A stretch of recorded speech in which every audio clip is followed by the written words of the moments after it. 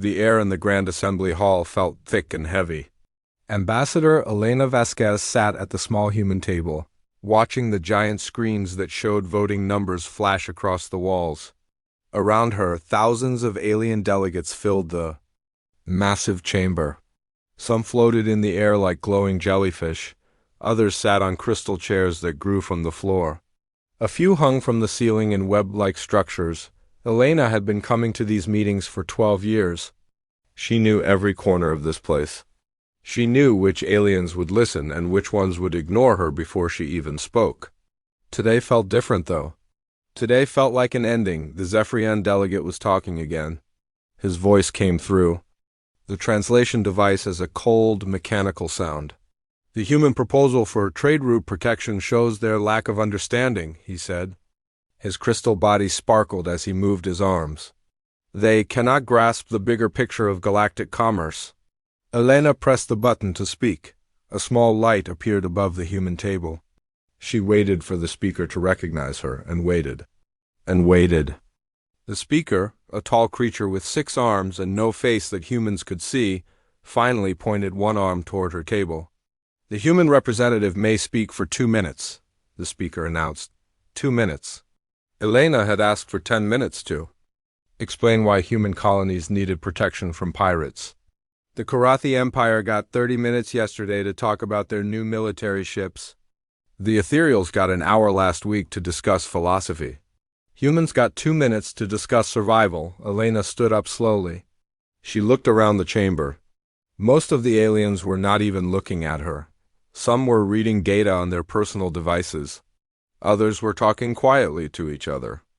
A few seemed to be sleeping, if aliens could sleep. "Fellow council members," Elena began. Her voice carried through the translation system to every being in the hall. Human colonies along the Outer Rim are under constant attack. Pirates take our supplies, destroy our farms, and kidnap our people. We have lost 17 colonies in the past year alone. She paused, hoping someone would react. No one did. "We are not asking for military aid," she continued. "We are asking for the right to protect ourselves. We want permission to build defense stations along our trade routes. We want the right to arm our merchant ships. These are basic rights that every other species in this council already has." A Karathi delegate made a noise that sounded like laughter. The translation device turned it into actual laughter for human ears. Elena felt her face grow hot with anger, but she kept talking. "We have been members of this council for 50 years, she said. "We have followed every rule. We have paid every tax. We have sent aid to other species when they needed help. All we ask is for the same protection that others receive." The Zephyrian delegate interrupted her. "The human colonies are in disputed space," he said. "They chose to live in dangerous areas. The council cannot waste resources protecting poor." "Choices," Elena wanted to scream. The human colonies were not in disputed space when humans built them. They became disputed when the Zephyrians decided they wanted the mineral rights to those systems. But she had only 30 seconds left to speak. "We are not asking you to protect us," she said quickly. "We are asking you to let us protect ourselves." "There is a difference." Her time ran out. The light above her table went dark. Elena sat down, knowing she had wasted her breath. Again, the speaker called for the vote. The numbers appeared on the big screens almost immediately. Elena watched them change as each species cast their votes. Red numbers meant no, green numbers meant yes. The red numbers grew much faster than the green ones. "Motion denied," the speaker announced. 847 votes against, 1 vote in favor. 1 vote. Only Earth had voted to let humans defend themselves. Elena was not surprised, but it still hurt to see the final numbers. But the day was not over. The Zephyrian delegate stood up again. "I have another motion," he said. "The Zephyrian Mining Consortium requests permission to begin operations in the Kepler 442 system." Elena felt her blood turn to ice. Kepler 442 was home to New Geneva, one of humanity's largest colonies. 2 million humans lived there. They had farms, schools, hospitals, and families. They had been there for 30 years. The system contains rare minerals essential for galactic infrastructure, the Zephyrian continued. The current human settlements are inefficient and waste valuable resources. We propose relocating the human population to more suitable worlds. Elena shot to her feet. You cannot relocate 2 million people without their permission, she shouted.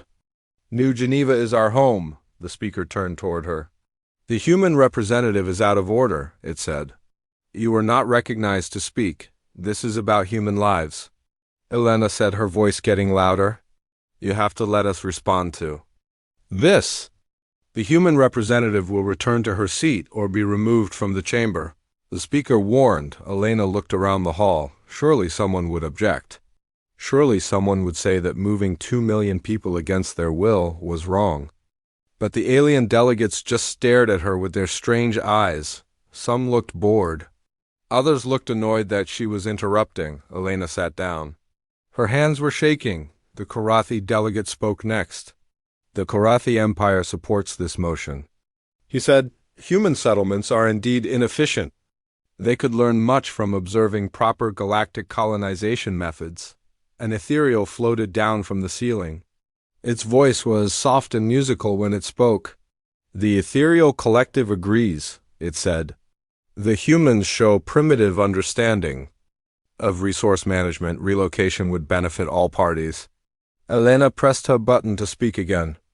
The light appeared above her table, but the speaker ignored it. Other delegates continued to speak in favor of the motion. They talked about humans like they were animals that needed to be moved from one cage to another. Finally, the speaker called for the vote. Elena watched the numbers climb on the screen. Green numbers this time, as species after species voted to destroy her people's home. Motion passed, the speaker announced. 847 votes in favor, 1 vote against.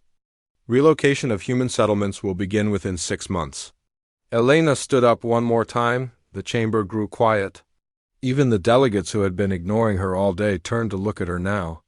Maybe they expected her to cry or beg or make threats. Instead, Elena spoke in a calm, steady voice that carried to every corner of the massive hall.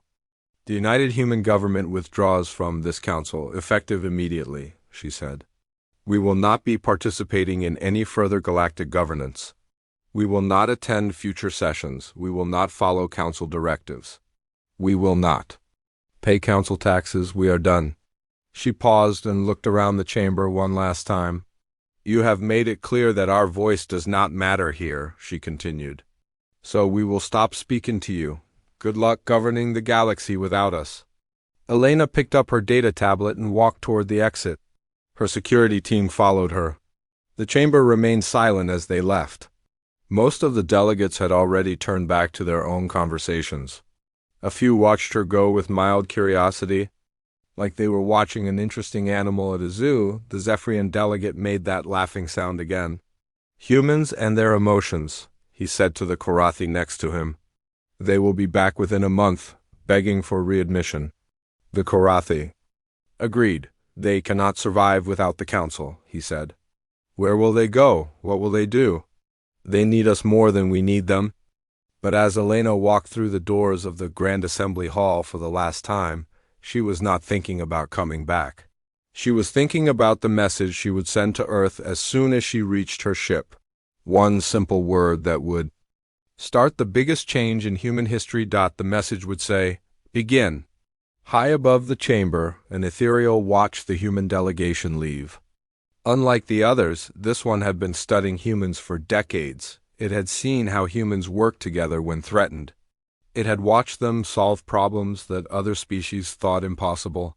It had noticed that humans always seemed to have backup plans. The ethereal felt something that its species rarely experienced.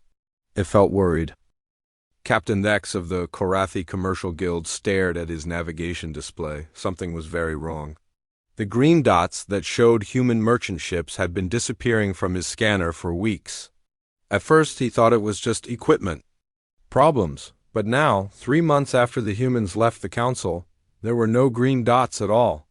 Computer, show me all human vessels in Sector 7, Dex said. No human vessels detected, the computer replied in its flat voice. Dex felt His stomach dropped. Sector 7 was always full of human ships. They carried food from the farming worlds to the mining colonies. They moved manufactured goods from the factory planets to the frontier settlements. Human merchants were everywhere in the galaxy. They were like the blood in a body, carrying what each world needed to survive. Expand search to all sectors, Dex ordered. No human vessels detected in any sector, the computer said. Dex called his supervisor immediately. Sir, we have a problem, he said when the older Korathi appeared on his screen. I cannot find any human ships anywhere. His supervisor laughed. Do not worry about the humans, he said. They are probably sulking in their home systems. They will come back when they get hungry. But Dex was not so sure. He had dealt with humans for 20 years. They were stubborn, yes, but they were also practical. They would not stop all trade just because of hurt feelings. Unless they had a plan. 3 days later, Dex got new orders. He was to take his cargo. Shipped to New Geneva in the Kepler 442 system. The Zephyrian Mining Consortium wanted to start their operations early.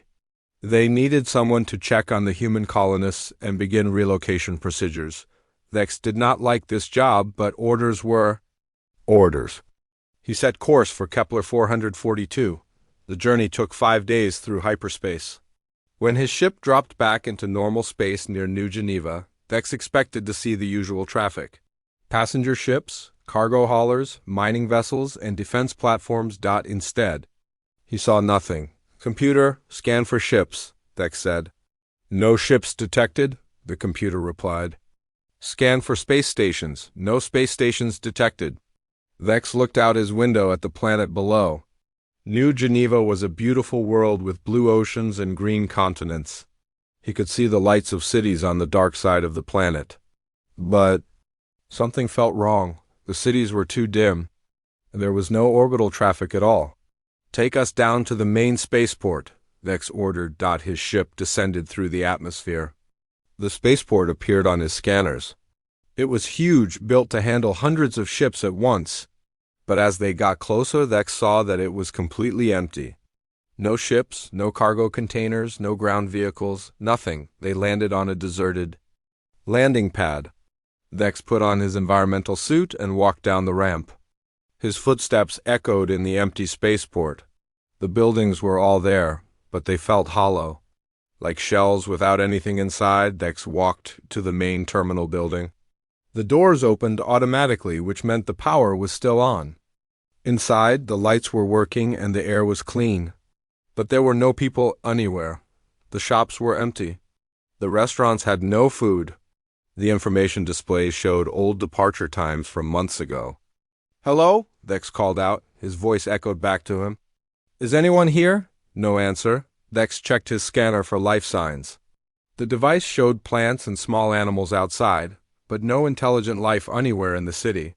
He walked to the transportation center and took an automated train to the main city. The train moved smoothly along its track. Through the windows, Dex could see houses and apartment buildings, parks and schools, shopping centers and office buildings. Everything looked normal except for one thing. There were no people anywhere. The train stopped at Central Station in downtown New Geneva. Dex got off and walked through the empty streets. The city was clean and organized. The buildings were in good condition. The power was on and the water was running. But every single human was gone. Dex entered a large apartment building. He took the elevator to the 5th floor and found an apartment with an open door. Inside, the furniture was still there. Pictures hung on the walls. Books sat on shelves. But all the personal items were gone. No clothes in the closets. No food in the refrigerator. No documents or computers anywhere. It was like the humans had carefully packed everything they valued and left everything else behind. Dex walked to the window and looked out at the city. In the distance, he could see the farms that fed New Geneva. He could see the factories that made tools and machines.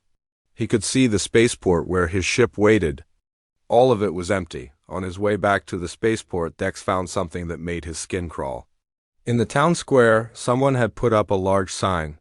It was written in 12 different languages, including Korathi. The message was simple. We are done talking. Vex took pictures of everything and returned to his ship. He sent a long report to his supervisors, but they did not believe him at first. How could 2 million people just disappear? Where did they go? How did they move so much so fast? The answer came from other ships over the next few weeks. Every human colony was the same, empty but undamaged, clean but lifeless. The humans had not been kidnapped or killed. They had simply left, but where did they go? Commander Veltar of the Ethereal Science Division was asking the same question. She floated in her laboratory, surrounded by screens that showed data from across the galaxy. For months, she had been tracking strange energy readings from human space. The readings were unlike anything she had seen before. "Computer, show me the latest scans from the Sol system," Veltar said. Images appeared on her screens. The Sol system looked different than it had a year ago. There were new structures orbiting the planets. Massive construction projects that had not been there before. The energy output from the human home system had increased by 400%. How long have these structures been under construction? Veltar asked. Analysis suggests construction began approximately 15 years ago, the computer replied. 15 years? Veltar felt a chill run through her energy form. The humans had been planning this for 15 years, long before they walked out of the council, long before the vote about New Geneva. They had been preparing to leave for a very long time. Veltar called up more data. Reports from traders who had tried to contact human colonies. Stories from diplomats who had been turned away at the borders of human space.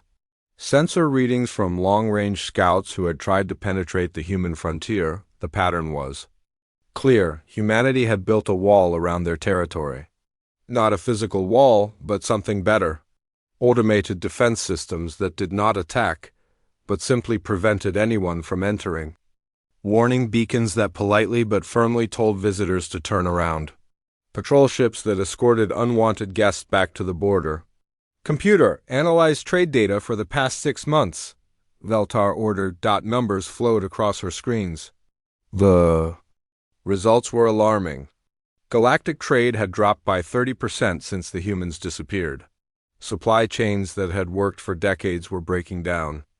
Wars had started between species who could no longer get the resources they needed. Veltar had spent her long life studying other species. She prided herself on understanding how different minds worked, but she had never really studied humans closely. They seemed too simple, too emotional, too primitive to be interesting. Now she realized how wrong she had been. While other species fought each other for dominance in the council, humans had quietly built the networks that kept everyone fed and supplied. While other species made grand speeches about their superior civilizations, humans had been doing the actual work of keeping the galaxy running, and now they were gone. Veltar opened a communication channel to the Galactic Council. She needed to warn them about what she had discovered. The humans were not coming back. They did not need the galaxy anymore. And without them, everything was going to fall apart. But as she began to compose her message, another thought occurred to her. A terrifying thought that made her energy form flicker with fear. What if this was not just about the humans leaving? What if this was about what they were building in their isolation? What if they were not just surviving without the galaxy? What if they were thriving? In human space, millions of ships moved through secret hyperspace routes that no other species knew existed. Vast manufacturing centers produced technologies that the council races had never imagined. Terraforming projects turned dead worlds into garden planets in a fraction of the time it took other species, and in hidden laboratories, human scientists worked on projects that would change everything.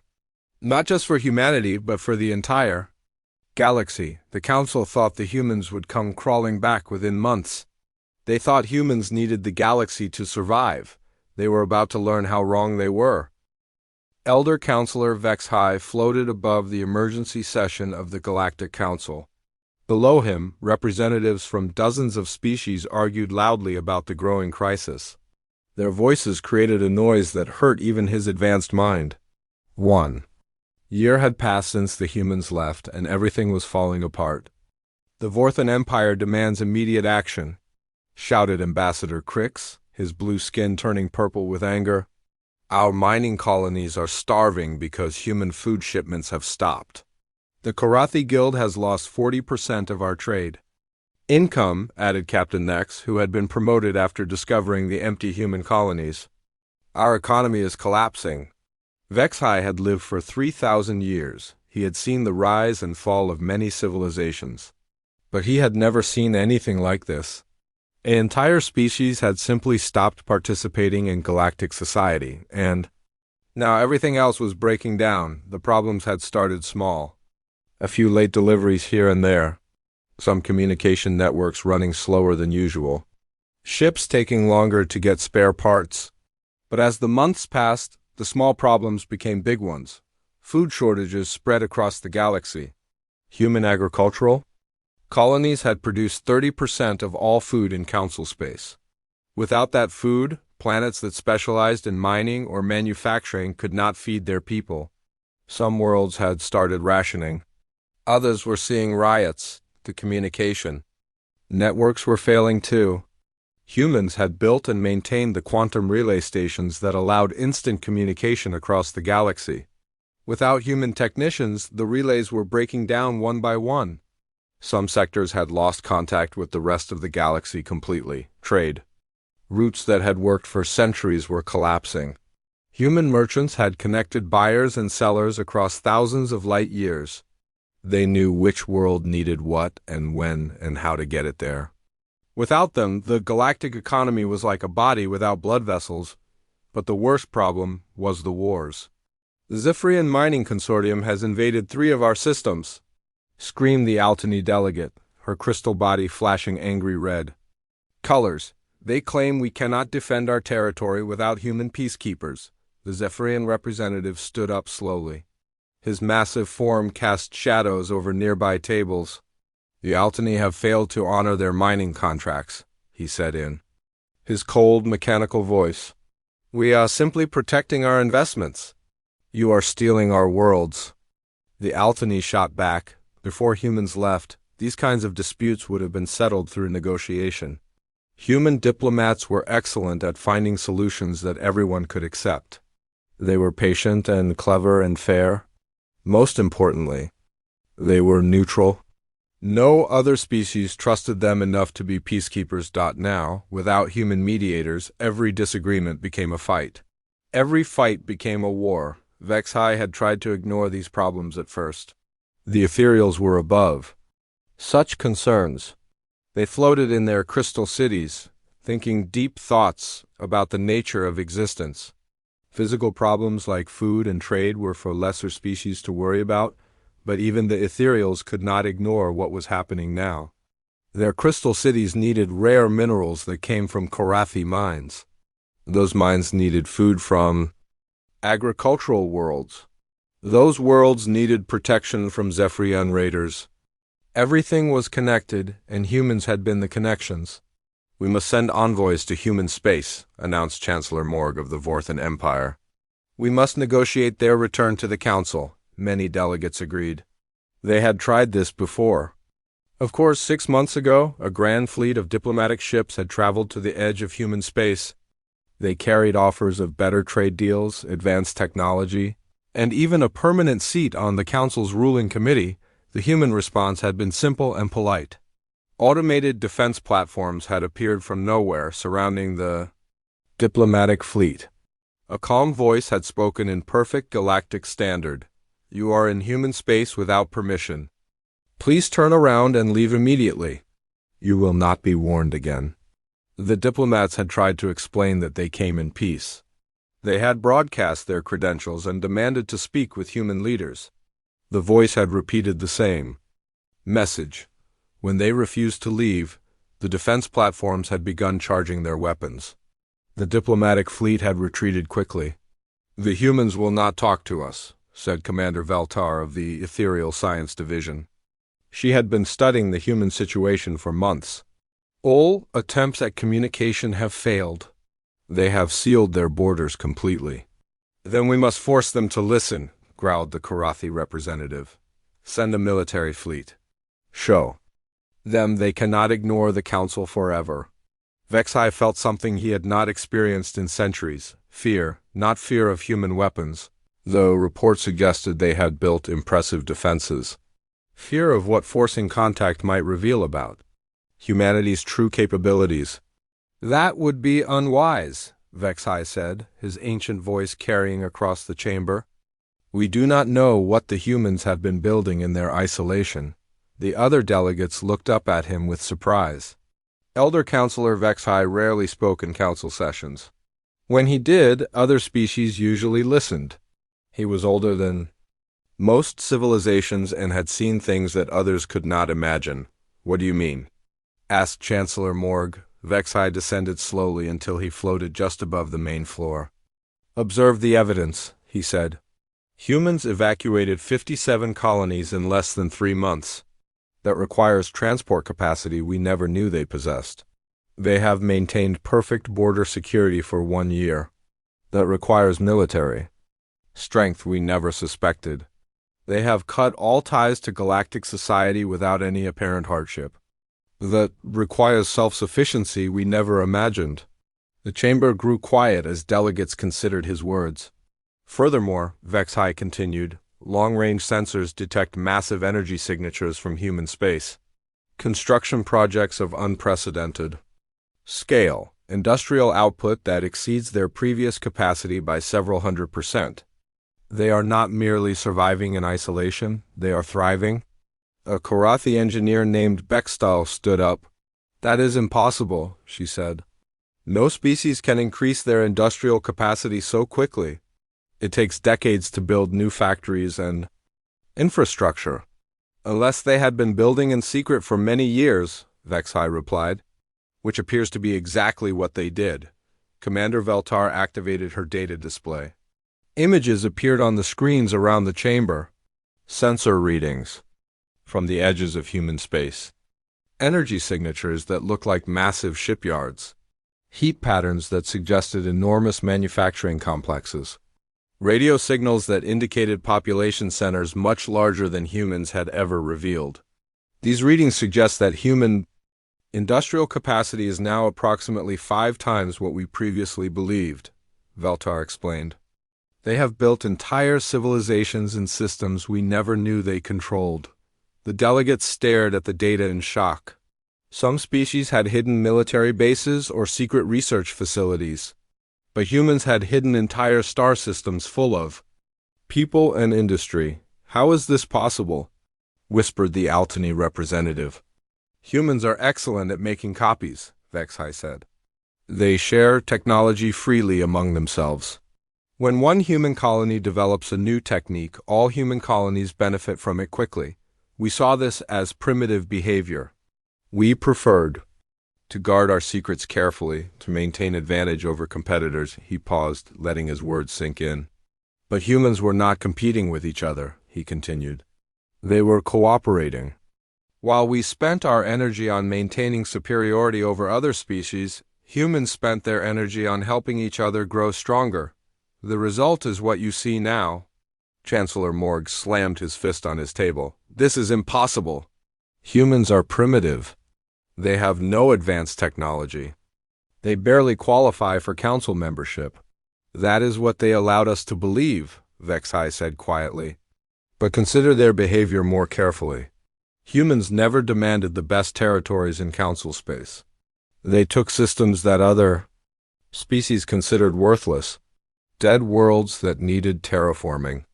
Asteroid fields that seemed to contain only common minerals. Systems so far from the galactic core that most species ignored them completely. The chamber was completely silent. Now, we thought they took these systems because they were weak and had no choice, Vexai continued. But what if they took them because they knew something we did not? What if they could see potential that we missed? What if they were not settling for inferior territory, but choosing the best locations for their long-term plans? Commander Veltar nodded slowly. Long-range scans confirm that many systems humans colonized contain resources that our surveys missed, she said. Rare elements that are essential for advanced technology. Energy sources that we did not know how to detect. They were not taking worthless worlds. They were taking the most valuable worlds in the galaxy. The implications hit the delegates like a physical blow. Humans had not been the weak, primitive species that everyone believed. They had been playing a completely different game. While other species fought over prestige and dominance in the council, humans had been quietly building the foundation for something much bigger, and now they were gone, leaving the rest of the galaxy to discover how much they had depended on humanity's hidden strength. Fleet Commander Ziktos of the Korathi Navy was running for his life. Behind him, 12 of his best warships were burning wreckage floating in space. His crew worked frantically to keep their damaged engines running while enemy ships closed. In from all sides, the Civil War had started 6 months ago when the Korathi Guild split into two factions. One group wanted to focus on rebuilding their economy after the human withdrawal. The other group wanted to invade weaker species and take what they needed by force. When negotiations failed, the shooting began. Now Ziktos commanded what remained of the peaceful faction's fleet. They were losing badly. The war faction had more ships and better weapons. Worse, they had allied with Zephyrian raiders who were happy to help destroy anyone for the right price. "Commander, we have multiple contacts on long-range sensors," reported his navigation officer. 15 enemy ships approaching from Sector 4. Ziktos looked at his tactical display. His fleet had only 8 ships left, and half of them were badly damaged. The nearest friendly port was 3 days away through hyperspace. They would never make it. "Sir, there is something else," the officer continued. "We are approaching the border of human space." Ziktos felt his stomach drop. Every spacer in the galaxy knew about human space now. It was a forbidden zone surrounded by automated defenses that nobody could pass. Ships that tried to enter simply disappeared. Not destroyed, just gone as if they had never existed, but Ziktos was desperate. His ships were full of refugees from worlds that the war faction had conquered. Thousands of civilians who would be enslaved or killed if the enemy caught them. He had to try something. "Set course for the human border," he ordered. His officers looked at him with shock. "Sir, the humans will destroy us," said his tactical officer. "The enemy behind us will definitely destroy us," Ziktos replied.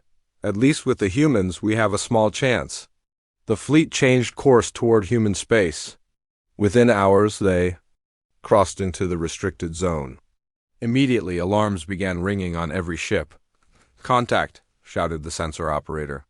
"Multiple ships dropping out of hyperspace all around us." On the main screen, Ziktos saw something that made his breathing stop. Human ships unlike anything he had ever seen before. They were sleek and white, with smooth curves that seemed to flow like water. No hard edges or angular designs like other species used.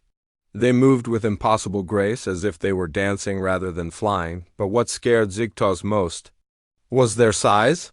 The largest human ships he had seen before were maybe half the size of a Korathi cruiser. These new ships were massive. The biggest one was larger than anything in the Korathi fleet. Larger than anything any species had ever built. "This is Human Patrol Group 7, came a calm voice over the communication system. "You have entered restricted space without permission. State your business." Ziktos activated his transmitter with shaking hands. "This is Fleet Commander Ziktos of the Korathi Republic Navy. We are refugees fleeing a civil war. We request safe passage through your territory." There was a long silence. Ziktos could see more human ships appearing on his sensors. Dozens of them surrounding his small fleet like a pack of hunting animals. "You are being pursued," the human voice said. It was not a question. "Yes," Ziktos admitted. "Enemy forces are approximately 2 hours behind us." Another silence. Then, "Follow the lead ship. Do not deviate from the assigned course. Any aggressive action will result in immediate destruction." One of the human ships moved ahead of the Korathi fleet. It was smaller than the others, but it still dwarfed Ziktos' flagship. His navigator followed its course through a maze of asteroid fields and nebulae that his sensors had not detected before. After an hour of flying, They arrived at something that should not have existed. A space station the size of a small moon, hidden in a nebula that blocked all outside sensors. The station was covered with docking bays, manufacturing facilities, and weapon platforms. Thousands of ships moved around it like insects around a hive. "Welcome to Haven Station," the human voice said. "Prepare for processing." Ziktos' ships were guided to docking bays that could have held vessels 10 times their size. As soon as they landed, human officials came aboard. But these were not the humans that Ziktos remembered from council meetings. They wore advanced armor that seemed to shimmer with internal energy. They carried weapons that hummed with power. They moved with confidence and purpose. The lead official was a woman with gray hair and sharp eyes. She introduced herself as Captain Sarah Chun of the Human Border Patrol. "Commander Ziktos," she said, "you and your people are safe here, but I need to understand your situation before we can decide what to do with you." Ziktos explained about the civil war, the refugees, and their desperate flight to human space. Captain Chun listened without interrupting.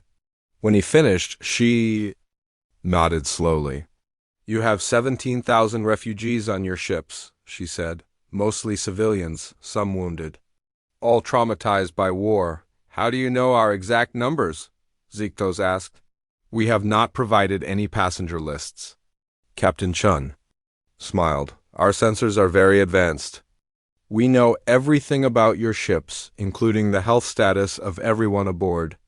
Your people need medical attention, food, and safe shelter. We can provide all of these things." "What do you want in return?" Ziktos asked suspiciously. In his experience, nobody gave anything for free. "Nothing," Captain Chun replied. "We help because it is the right thing to do." Over the next few days, Ziktos saw things that changed his understanding of what humans had become. The refugees were taken to medical facilities that could have served as hospitals for entire planets. Doctors used technology that healed wounds in hours instead of weeks. Children were given toys and games that seemed to read their minds and adapt to their interests. The station itself was a miracle of engineering. It produced its own food using systems that could feed millions of people. It manufactured everything from clothing to starship parts using machines that worked with perfect efficiency. It powered itself with energy sources that Ziktos could not identify, but the most impressive thing was the people. Humans worked together with a harmony that Ziktos had never seen before. They shared information freely. They helped each other solve problems. They made decisions quickly and carried them out perfectly. There were no arguments, no power struggles, no waste of effort. "How do you do it?" Ziktos asked Captain Chun. As they walked through one of the station's parks. Yes, parks. The humans had built gardens and forests inside their space station, complete with birds and butterflies. "Do what?" she asked. "Work together so well. In the council, every species fights for advantage. Every decision requires endless debate. Every project gets delayed by politics and competition. But your people seem to move as one mind."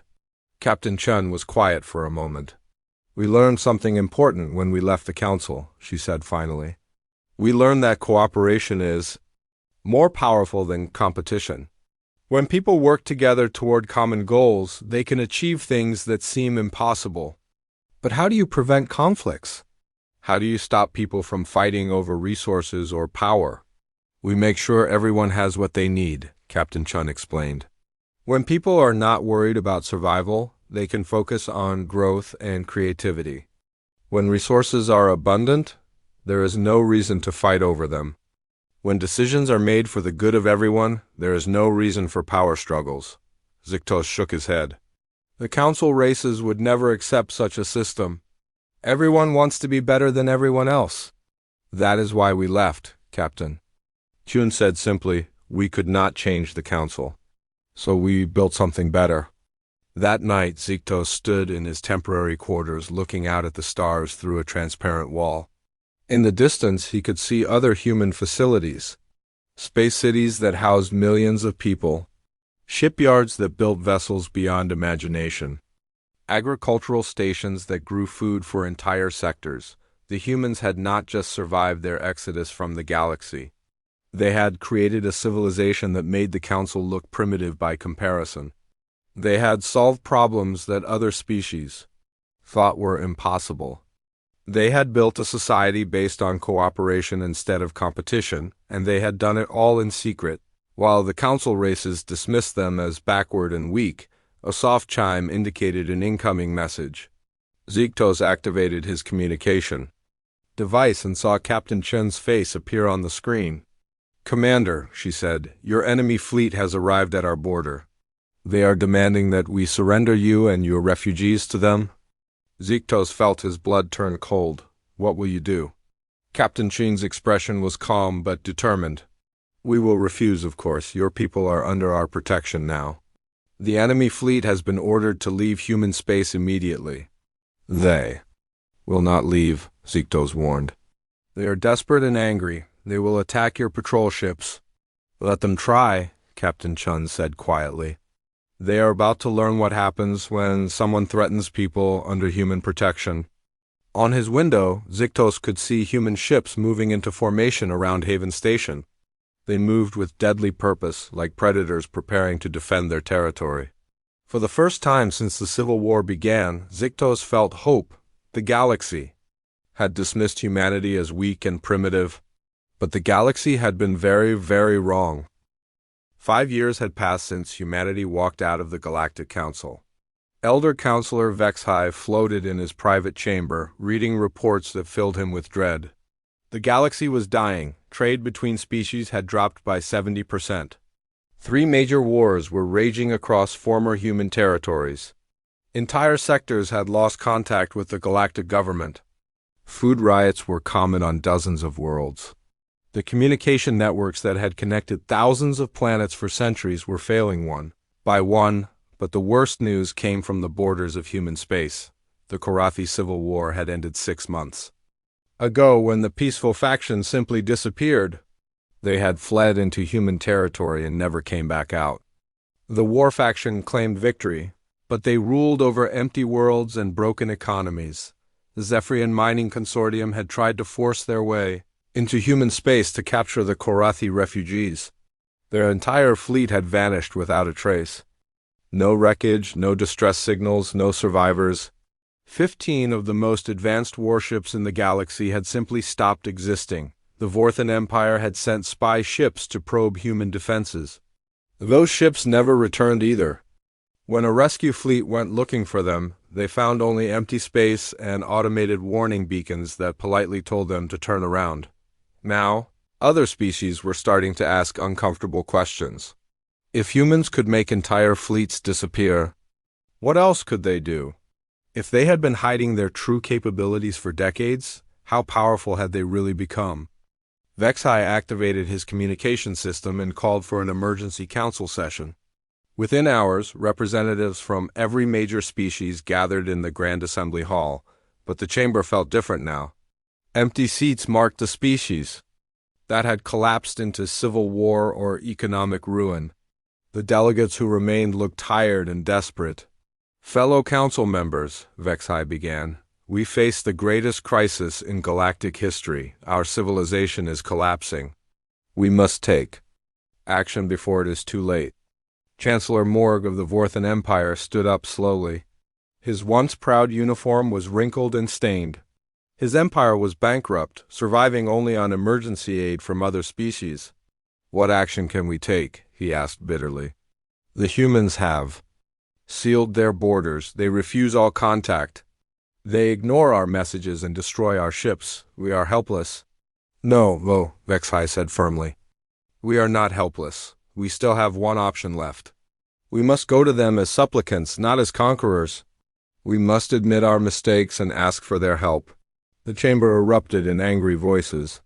Many delegates shouted that they would never beg the humans for anything. Others argued that humans would laugh at them and refuse to help. A few suggested that they should unite all remaining species and attack human space with overwhelming force. Vexhai let them argue for several minutes before speaking again. His ancient voice cut through the noise like a blade. Silence, he commanded. Listen to yourselves. You still think like the council that drove humanity away. You still believe that strength comes from dominance and pride comes from defeating others? That thinking is what destroyed us. He descended until he floated just above the main floor. I will go to human space myself, he announced. I will take a single ship with no weapons and no escorts. I will ask the humans to meet with us. Not as equals, because we are not equals anymore. As refugees seeking mercy from a superior civilization. The chamber fell silent. Elder Counselor Vexhai was the oldest and most respected being in the galaxy. If he was willing to humble himself before the humans, the situation must truly be desperate. 3 days later, Vexhai's small ship approached the edge of human space. He traveled alone except for a minimal crew. His ship carried no weapons and broadcast peaceful intentions on all frequencies. The human response was immediate. Patrol ships appeared from nowhere, surrounding his vessel with casual efficiency. A calm voice spoke over the communication system. Elder Counselor Vexhai, you are in restricted space? State your business. Vexhai was surprised that they knew his name and title, but then humans had always been good at gathering information. I request an audience with human leadership, he said. I come to discuss the future of the galaxy. There was a long pause. Then, follow the escort ship. Any deviation from the assigned course will result in immediate destruction. Vexhai's ship was guided through a route that took them past dozens of human installations. Space cities that housed millions of people. Manufacturing complexes that stretched for hundreds of kilometers. Shipyards building vessels that defied everything Vexhai thought he knew about engineering, but what impressed him most were the agricultural stations. Massive structures that grew enough food to feed entire star systems. The humans had not just survived their isolation. They had created abundance beyond imagination. After 6 hours of travel, they arrived at a space station that was larger than most planets. The structure was beautiful in a way that made Vexhai's ancient heart ache. It combined function with art, creating something that was both practical and inspiring. Vexhai was escorted to a meeting room that overlooked a garden filled with plants from hundreds of different worlds. Waiting for him was a familiar face. Ambassador Elena Vasquez, the woman who had walked out of the council 5 years ago. She looked older now, with gray streaks in her hair and lines around her eyes. But she also looked peaceful in a way that Vexhai had never seen before. The constant stress and frustration that had marked her council days were gone. Elder Counselor, she said, standing to greet him. It has been a long time. Ambassador Vasquez, Vexhai replied, inclining his form in respect. Thank you for agreeing to see me. They sat across from each other at a simple table.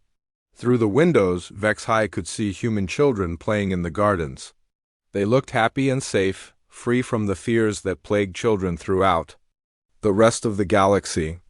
I assume you have come to ask us to return to the council, Elena said. No, Vexhai replied, surprising her.